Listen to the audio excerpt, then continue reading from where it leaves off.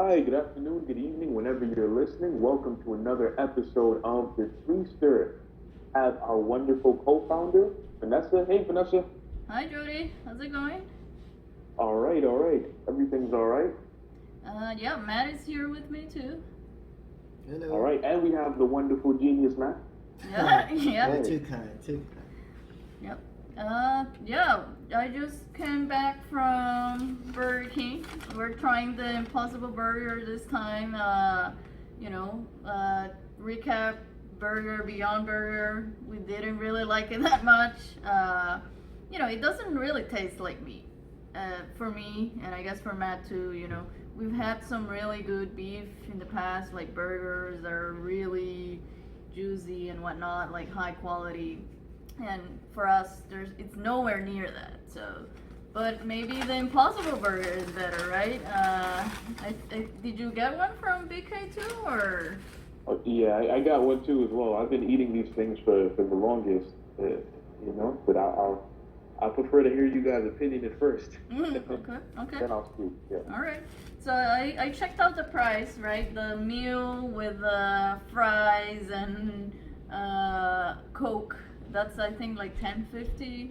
But if you get it alone, just the burger, it's like $7.50. So prices, pretty much the same thing. We'll see about the flavor, right? It's pretty big. It's a big burger. We'll see. Yeah. We'll see. I'm not a fan of onions, but yeah, it's different. Yep, we got everything there. Got lettuce, tomatoes, pickles. I don't like pickles. Matt loves pickles. I don't like pickles either. Yeah. I did read, and then I guess we can talk about it later about some of the fermented food, like kefir, because we were doing some research about milk and the pros and cons about that. So, and apparently pickles are probiotic food. That's the word I was looking for. So yeah, here it goes. I'm gonna take a bite out of it. All right.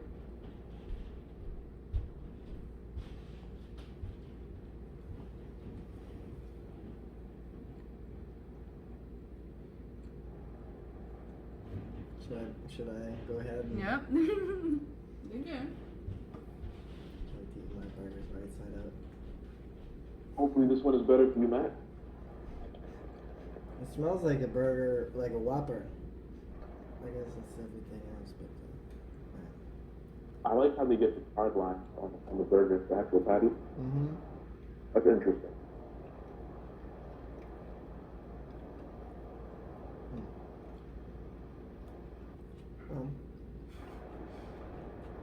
The Beyond Burger looked, I guess, for me, physically it looked more like a burger. This one's kind of skinny. Let me just give him a close up. No. It tastes an awful lot like a regular Burger King Whopper. Exactly. Yeah. But I don't know if that's because they grilled it on a Burger King grill, like, with all of the other meat, or if it's the toppings or what. But I think, I could definitely, I would eat this again. It's not bad, All right. Matt likes it. Good. Yeah. Yeah, it's pretty good. Yeah. All right. It does taste like real beef. It tastes just like a Burger King burger. Yeah, now I guess the next test is to try just like, just buy the patty and cook the patty and decide. But I guess the way Burger King does it, tastes pretty good. Yeah. Props to Burger King. Did it right. Yep. I'm actually enjoying this too. I must say, I think the quality from since the first time it dropped, it came out, I think it's diminished a bit, but it's not as good, I should say. Some pickles. Matt loves pickles. I'll give Matt my pickles. What else? So what else have you been up to this week? We catch Mulan. Mulan, the Disney Plus premiere, had to pay $30, $30 full bucks for a home movie. Have you seen anything interesting? No, but No? I think I'll watch it. My church is doing a premiere, so you know, I watch it for free, I guess. Mm. Lucky. Yeah. Mm-hmm. Yeah, it was pretty good. I enjoyed it. Mm-hmm. No. How was it like the live action compared to? Did you guys see the animated version? Oh yeah, I saw that a while ago. Yep. Yep. When we were kids, you know. I think the music was better in the original, Mm-hmm. Yeah. Absolutely. but Yeah.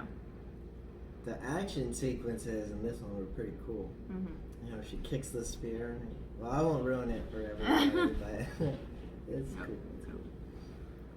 Are you getting me excited about watching it? Yeah. So yeah, so I guess we can also talk a little bit about Neuralink, right? Yeah, Matt, any thoughts, comments? Wanna walk us through it a little bit? I'm pretty excited about that. That's Elon's, one of Elon's many, technological breakthroughs lately. He's an innovator. Sure. Yeah, he's like the tech Jesus. He's a tech guru. Yeah.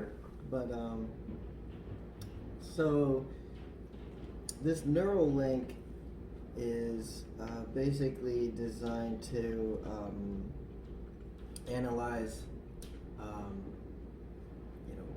brain patterns. Like basically all of our senses, everything we touch, see, taste, hear, smell, they're all at their core electrical signals sent between neurons in our brain.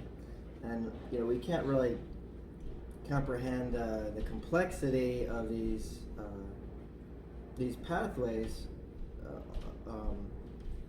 but what we can do is sort of measure these electrical impulses with electrodes, which are basically, they're wires, little, tiny, I think they're like 0.04 millimeter wide wires that are robotically placed inside of the cerebral cortex, and these electrodes will measure the the electric basically firing of these neurons. And when I say firing, I mean like an action potential,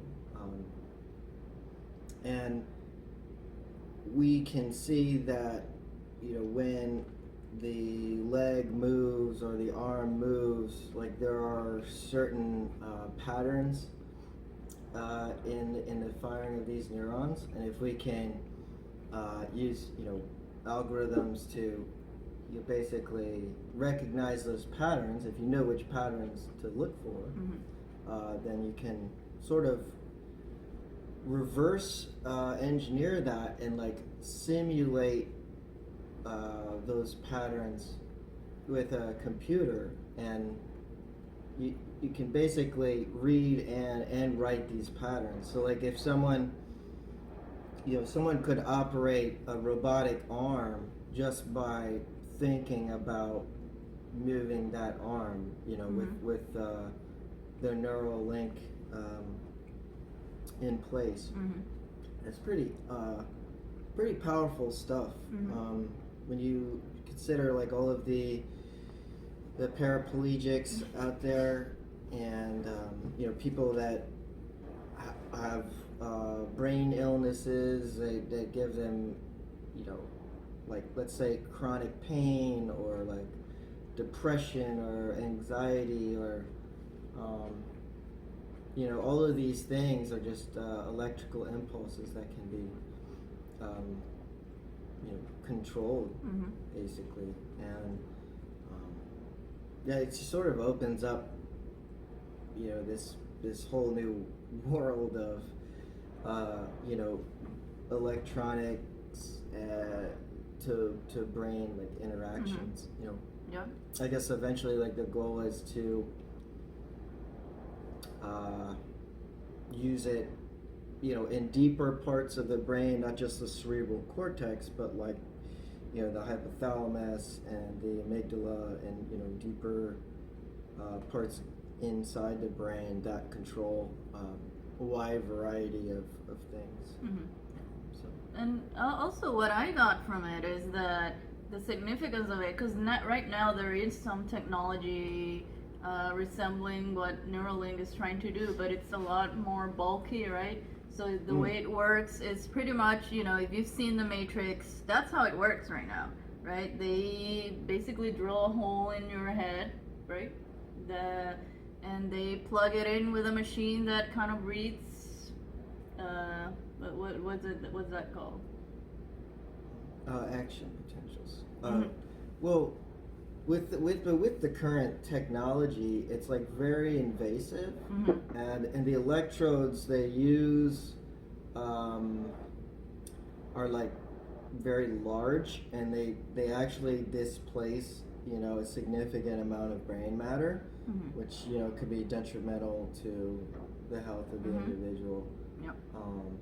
Yep. But the way this technology is different is that it's like minimally invasive. Pretty small. Yeah, the About like 23 millimeters by 8 millimeters. right, Yep. the Neuralink chip, the whole device is about the size of a quarter in width, and like 23 millimeters, and then 8 millimeters thick. I don't remember the exact specs, but Just really small, it's like you basically would something drill like a hole in the skull, and it would just fit where the skull would be in that area, and it just kind of like seamlessly fits. You wouldn't have anything protruding outside of your head. Jodi, are you stepping out? There's like a lot of wind coming from you. I'm sorry, what? No, it just sounded like there was a lot of wind from your side. Oh, no, like I'm like indoors completely. Yeah. Okay, alright. Yeah, Like Skype connection. might be the Skype connection or something. But yeah, I know. Yeah, it's a huge improvement from the current technology, right? From going a huge machine that's kind of like Matrix-like, where they plug you in. You got this whole big cable protruding from your head to pretty much a little chip, right? They put it in there. No one knows you have it, and it's all wireless. You go to bed and you just put a wireless charger on your head at night. Yeah, Wake that's up, kind of turn it weird. off. Imagine like you charge our cell phones overnight. Now we have to charge the it's supposed to give you an all-day charge Right. as well. So, and I think where it's placed too, which is towards the top of the head, it's like it's easy to hide. I guess just grow some hair, Right. possibly put a hat on. Right. Like who looks at the top of your head? yeah. And, if you had hair too, it covered up. Just like you wouldn't be able to tell who has it. Maybe Elon already has one in his brain. Who knows? Maybe I have one. I think Matt definitely has one. That explains some of the malfunctions once in a while, Error. I guess if it malfunctions, like that would be. Yeah, that's actually a huge thing. They were like, what happens when it malfunctions? Yeah, like what if the battery overheats or leaks or something? And you get. It could be. It could be bad, but I'm sure they'll have a bunch of tests before they start. Mass producing it. The surgery itself, though, it said it would be like pretty much like less than an hour, and it could be done without general anesthesia. I don't know how I feel about that. Like you're literally infected without general anesthesia, and under an hour, and like you can leave the hospital the same exact day. That's like all interesting stuff. Yeah, I'm not sure. Well, I guess they'd use like a local anesthetic on the specific area of your skull that they're opening, but yeah, other than that, I mean, actually inserting the electrodes wouldn't hurt at all because you don't have pain receptors on your actual brain there, right? Mhm. Maybe, I don't know, maybe. But there's supposedly no bleeding. I mean, Mhm. the electrodes are so small, Mhm. it just like goes in and doesn't bleed or Mhm. anything. It's pretty Yep. cool. Yep. Yep. But I'm just really, really interested in it because it has the potential to open up a world of knowledge and just, ability, to calculate things that Mhm. we've never even, never had before. It'd be Mhm. like, suddenly you have a calculator in your head, or you have an encyclopedia in your head. You don't need to go do a Google search and type everything in that you want to find. You just think about Mhm. it, Yeah. and you know the answer. Mhm. So, And there are a lot of pluses to it. So like as you said, like imagine like if it like malfunctions and like I look at computer science field, but I see like a lot of things are being hacked right now. So like how would that look? Hacking a Neuralink. And now it's like version 0.9. So how many versions is it going to take? And I believe almost nothing is hackable. So right. like where goes what about the safety of that? That like opens up like new set of attacks, but it's outweighs the bad. Well, maybe if they incorporated blockchain technology into the reading and writing of this information,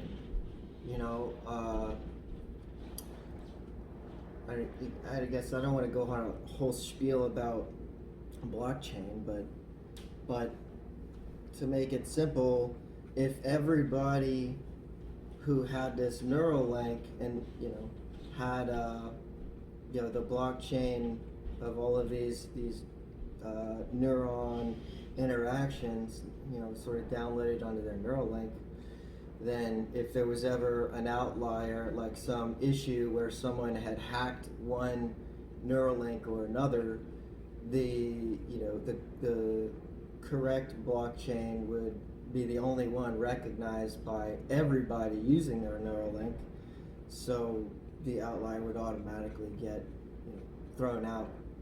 And what about the data that it takes? Like I know like you need like tons of computing power for like blockchain technology, right? Right. So like how what about the space for that? Because as a cloud is essentially like a group of like computers put together. You get me? So like where would that be built?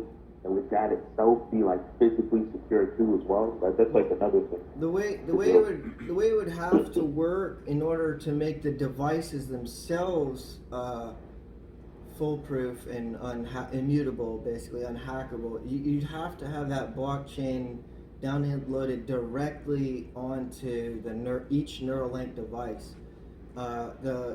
It's actually, the way it's coded is very eloquent, and it's not it doesn't take up a whole lot of data. Like you'd be surprised to know the entire Bitcoin blockchain, basically all the data for every transaction that has ever occurred in the Bitcoin network sums up to about 240 gigabytes, which right now you could fit that on a hard drive the size of a stick of gum, with our current technology and semiconductors. And I think we're at like the 7 nanometer production process for laser chip manufacturing, and like 2 years ago it was 14 nanometers. So we're able to fit twice as much data on the same amount of chip volume as we could 2 years ago. So, and that's only going to continue at that rate, I believe. We got more. I believe with Bitcoin though, I know they have like the whole data mining aspect like takes a lot of power too. So like how would that be like environmentally friendly? We need to like definitely transfer over to like wherever like because space, let's say the space is taken care of ship-wise, like the power that's going to be drawn from it, we would make sure, like it takes up tons of power, but we would make sure that, like we are an environmental, friendly place. Check out the Treester, by the way, guys. The Treester.com, check that out. So, Yeah, we take up Yeah. a lot of electricity, basically, is what you're saying. You take up a and lot we need of like power. clean sources, yeah. Especially like if everybody had a Neuralink, that'd be like everybody using that blockchain. It takes a lot of power. I guess that's the problem with everything these days. I mean, these electric cars, the Bitcoin, the advanced computer technology, all this takes a lot of energy, and we're still harvesting most of that energy from fossil fuels. But I don't think that holding back on advancing these various technologies I agree with you, yeah. is warranted by the excess power consumption. But it's a very good point. We need to generate basically power that has very, very, very small ecological footprint. That's like the biggest problem of our time, in my opinion. Renewable energy. Yeah, and I guess there's a lot of good information outside about solar energy sources, but I guess we can talk about it next week, right? Talk more about it. A lot of it out there is, kind of red information that's red, which is okay, right? A lot of researchers, a lot of good research already out there, but I guess we can add our 2 cents to the conversation as well, and see how that plays out with all the tech and all our needs and all of that. So yeah. Yeah, I agree. We should do an entire episode just on renewable energy possibilities, things that have been tried and things that haven't been tried so much. We'll see if we can shed some light on that situation. Yeah. I love it. And we can even do an episode about blockchain. That'd be cool. Oh, hell yeah. That would be awesome. Matt loves I would love that. I would love that, yeah. I think that's one of the greatest inventions of our time, too. Yeah. Blockchain. But yeah, like back to the Neuralink, I think it has a lot of potential. I think you could make it safe, and I think you could make it,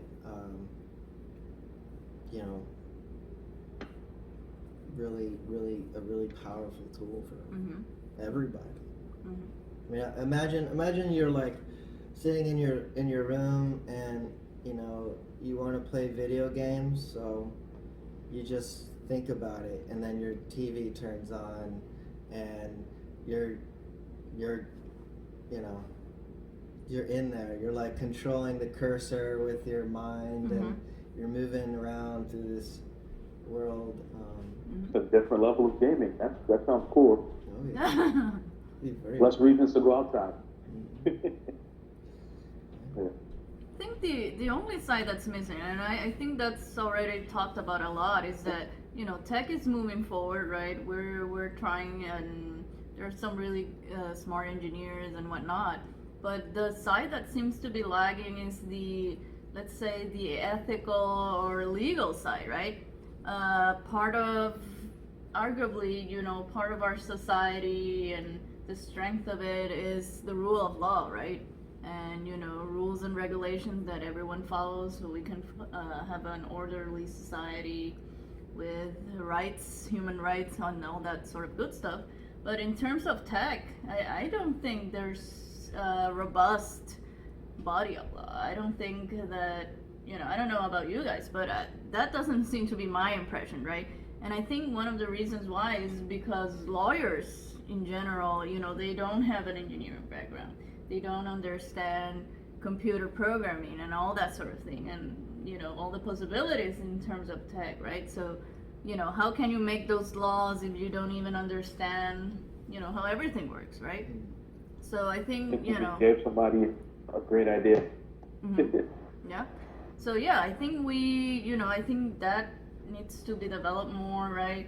Lawyers. I think lawyers are important, right? As, a lot of people have those bad lawyer jokes, but they're necessary. They keep society functioning, right? Intellectual property, contracts, real estate, finance.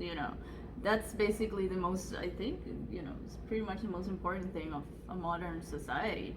And Matt is a Greek history, Roman history fan, right?